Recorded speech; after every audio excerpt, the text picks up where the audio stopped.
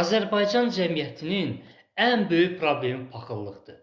Müəllim müəllimin paxıllığını çəkir, həkim həkimin paxıllığını çəkir, mühəndis mühəndisin paxıllığını çəkir, məmur məmurun paxıllığını çəkir, fəhlə fəhlənin paxıllığını çəkir, qonşu qonşunun paxıllığını çəkir, dilənçi dilənçinin paxıllığını çəkir, hətta ölü də ölünün paxıllığını çəkir. Ay kişi, qulaq şahidiyəm. Bir nəfər rəhmətə gedirdi, yaşlı adam idi. Oğlunu çağırdı ki, bura gəl.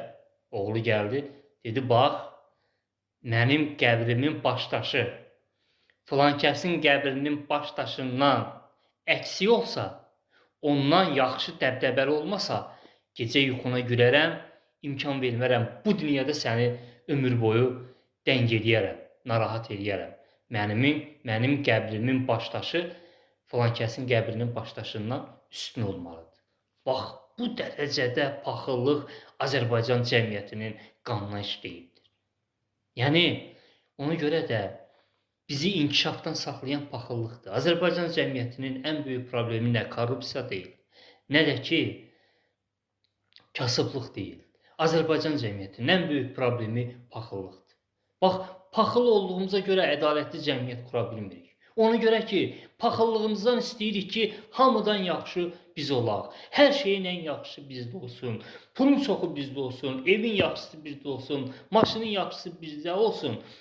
Və ona görə də bu paxıllıq bizim gözümüzü az-göz eləyir və çoxlu istəklərimiz, arzularımız yaranır. Gözümüz doymur. Bax, bu paxıllığı biz yenə bilməsək, inanın, ədalətli, rifahlı bir cəmiyyət qura bilməyəcəyik. Həm özümüz bədbəxt olacağıq, xoşbəxt ola bilməyəcəyik, həm də başqalarını da bədbəxt edəcəyik. Ona görə də Azərbaycan cəmiyyəti olaraq, əgər xoşbəxt bir cəmiyyət qurmaq istəyiriksə, rifah halında olan ədalətli bir cəmiyyət olmaq istəyiriksə, biz paxıllığı qəlbimizdən söküb atmalıyıq. Biz paxıllığı yenməsək, paxıllıq bizi məğlub edəcək və paxıllıq bizim axırımıza çıxacaq.